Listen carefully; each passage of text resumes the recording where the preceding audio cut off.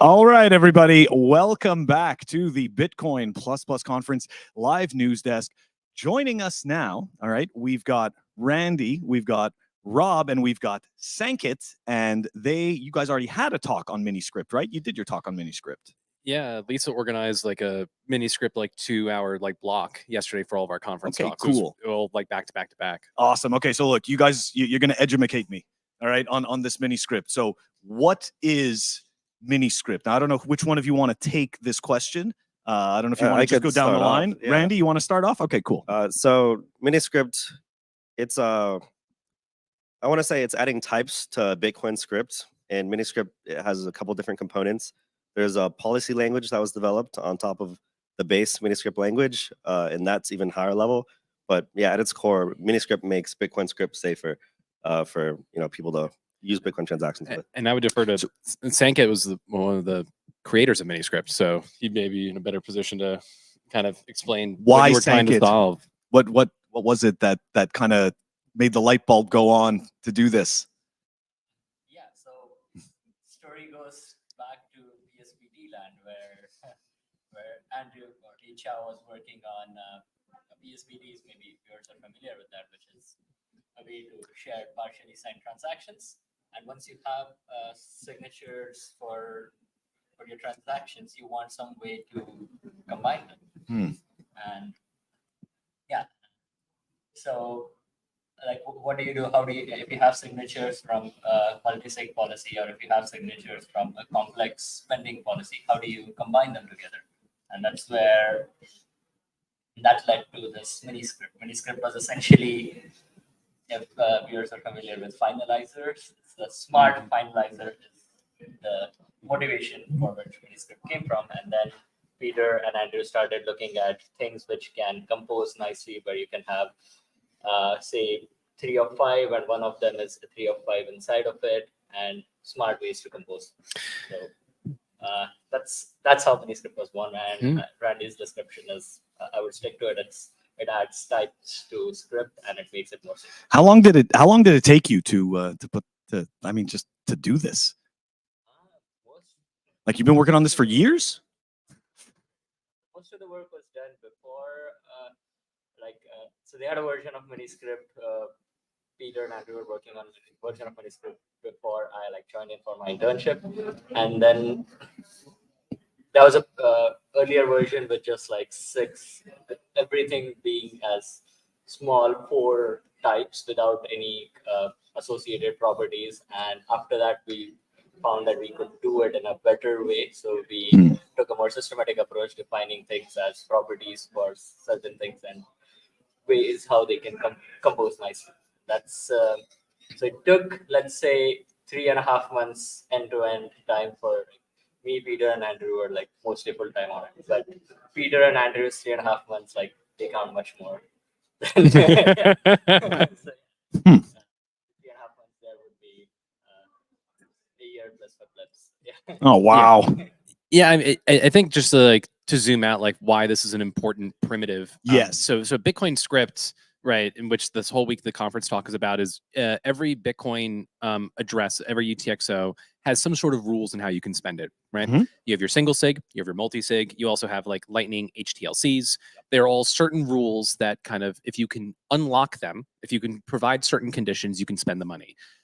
The real design case of what miniscript opens up is for application developers like myself and Randy to have known safe ways that we can do more advanced scripts. A very simple example I always like talking about is, what if you want to have a 2 of 3 multi-sig that becomes a 1 of 3 multi-sig if the funds haven't moved in a year? So you can do something like that. Or you can just have it maybe be a 2 of 3 that becomes a 2 of 4. So you can have a friend who holds a key who can't sign for it most of the time, but in disaster recovery, they can get access to it, right? So it ultimately, what miniscript does is it enables the 3 security tools we have in Bitcoin: signatures, right? You got time locks. Now, there are a couple of ways you can do time locks. You can do a calendar date, or you can do a block height. So you can actually do a time lock on a certain calendar date or on a certain block height.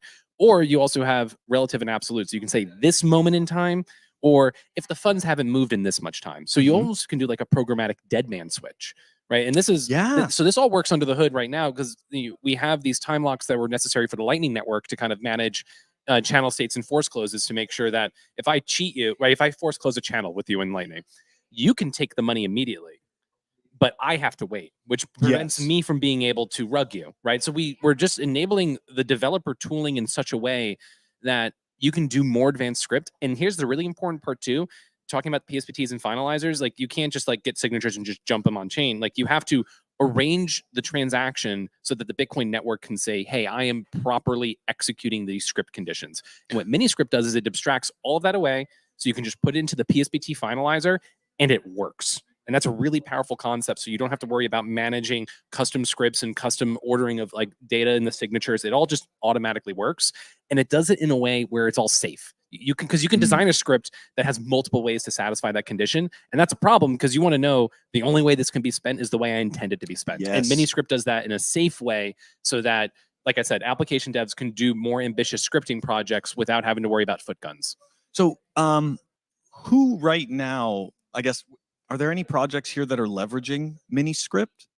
I would say myself would probably be the one here at Bitcoin Plus would be one of the big ones. The really big proponents that were also really pushing this before I got involved. Yeah. Yes, with Anchor Anchor Watch. Watch. Okay. Thank you, or Walton here, making sure I get the That's name right. plug in. You got to say. Yeah, the Wizard Sardine Liana guys were also really big proponents of this. Okay. Kevin, Antoine, Edward, they were all like really pushing this. But we're using it for basically at a very high level, just being able to do insured custody for Bitcoin. And what that means structurally is, here's another interesting thing you can do with miniscript. You can do a multi-sig of multi-sigs. So it could be my 2 of 3 plus your 2 of 3. And then you can say, okay, well, when the insurance contract expires and we're not holding risk anymore, it just goes back to your 2 of 3.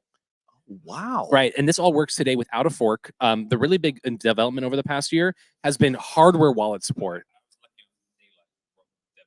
That's really cool. Yeah. Yeah. My laptop and my hardware wallets. Sorry, Well, Rob. Well, I mean, but yeah, it is. It is really exciting, right?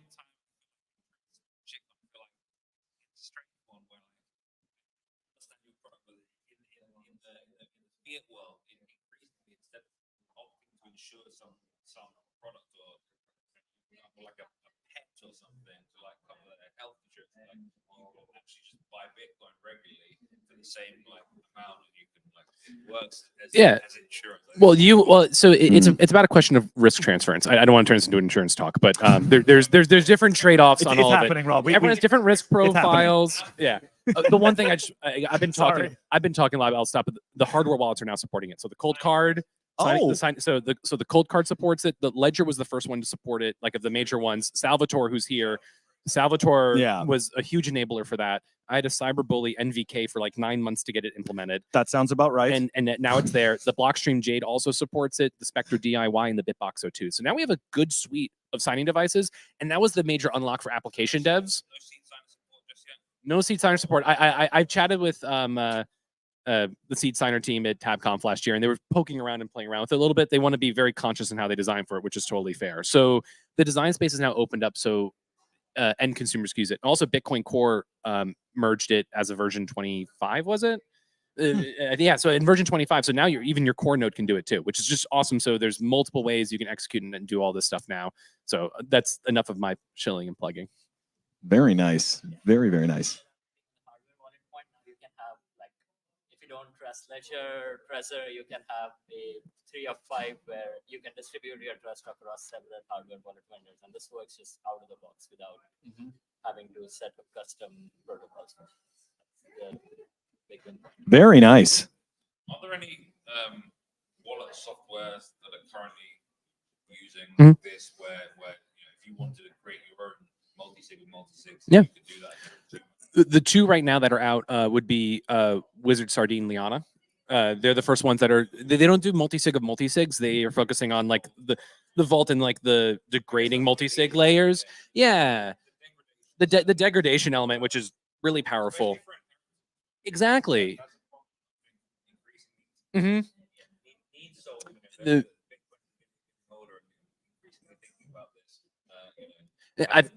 I think inheritance is a really important aspect of this too, because you're adding time as a security element. The other one is the My Citadel wallet from Dr. Maxim Olewski from Yep. RGB. Oh yes. And that one has more advanced. So if you want to do thresholds of thresholds and all that stuff, he has all of that stuff working out of the box right now. But I think inheritance is just really important, and adding time as a security element is a whole paradigm shift, which comes with its own UX trade-offs, right? If you want to do a relative dead man switch, it only goes up to 15 months. You can't go further than that. It's a quirk of BIP 68 where you only can go to 2 to the 16 blocks out, which is 65,000 blocks, which is 15 months. So you can do, but you could do a hard coded this block height, this block height, this block height. The trade off though then is that you have to move the funds before that time lock expires. Yes. So you have to do some sort of like liveliness check, and you have to kind of pick how you want to handle that. Okay. So I think Gregory a little bit. Mercury, layer of command, same with Mercury layers. You have a similar sort of aspect that you have to like have a limited time in which you can be spent actually for each time you pass on their.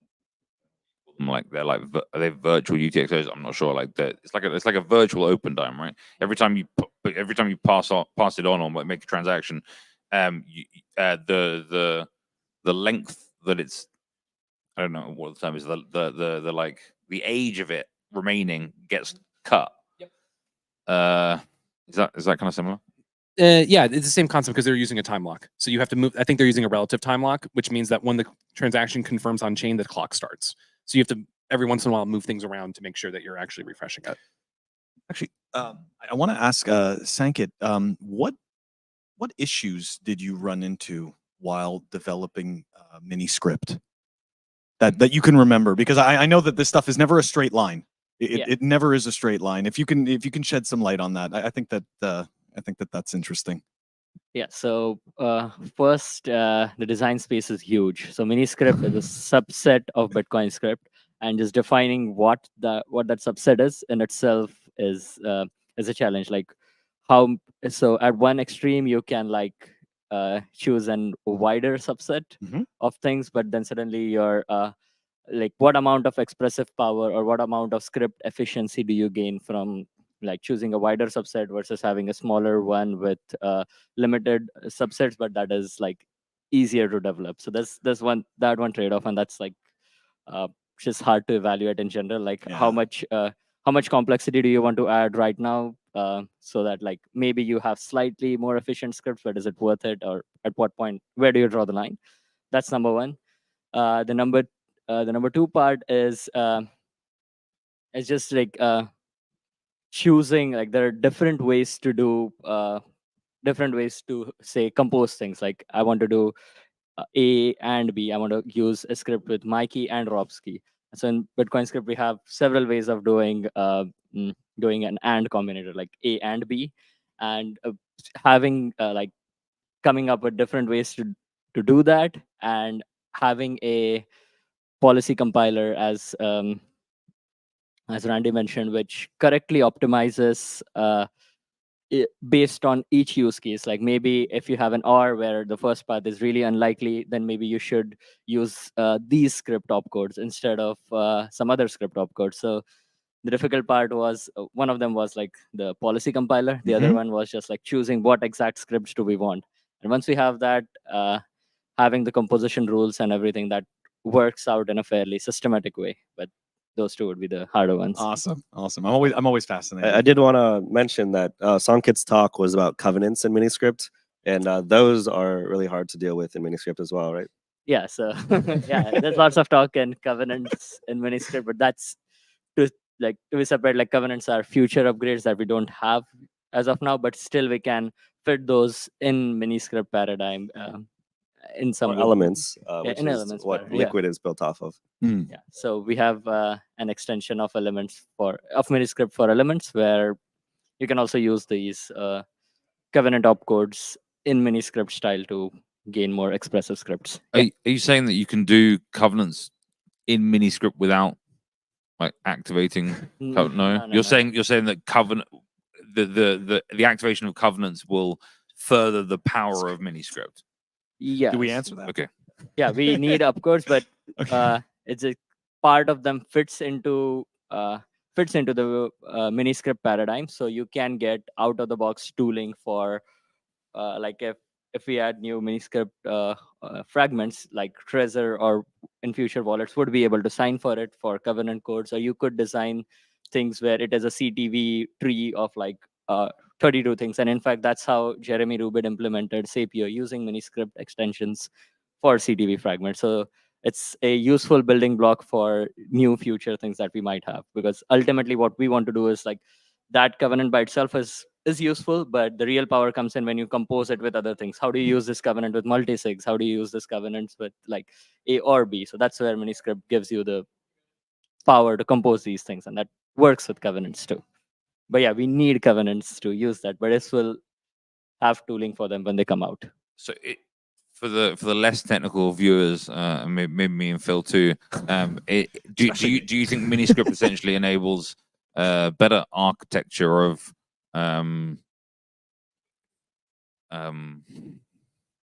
maybe, yeah, in terms of designing covenants, you could use how miniscript is currently structured to see if a covenant should be, I guess, accepted in the Bitcoin community. Mhm. Because if you want to retain the properties of what miniscript can offer developers, then you'd want your covenants to be designed in a certain way. So this framework, it definitely does help lead how we want to incorporate covenants and which ones we want to incorporate. And thinking about how it can integrate into miniscript is very important towards that. So we got a question from XFrog, and I don't know if he was just trolling us or not, but he's asking about when macro script. So I don't know if any of you guys want to speak to that point, but I think he was just he's just trolling us, Rob. Yeah. So this was at BitBlock Boom. All of a sudden, my Twitter mentions were blowing up, talking about the future innovation of macro script, Okay. and it really took off when NVK said that macro script was the future. Oh no. And I'm very. so this is just cyberbullying, is that Yeah. what you're saying? I think I'm being cyberbullied. Wait, but NVK was at BitBlock Boom, I guess so. but I thought he said that Bitcoin conferences are shitcoins. Yeah, That's sure. that's controversial. Yeah, I mean, Huh. Come on, NVK's got an Rodolfo, answer for stay that. consistent. I think it was a good parody of myself, because for about 6 months I wouldn't shut up about it to This is true. everyone. 6 months, maybe 9. Yeah, but then so I think that's trying to evoke the next wave of me just yelling at everyone to do the next big thing. Okay, gotcha. What's the next thing that you're going to be excited about in Twitter Spaces, Rob, after miniscript? For now, I think I'm just gonna keep my eyes open and see what kind of comes next. I don't have a hype agenda yet. I like that. All right, guys, that does it for us right now for this broadcast. Thank you so much for joining us, and we will be back later on. Take it easy. Thank you. Thank you.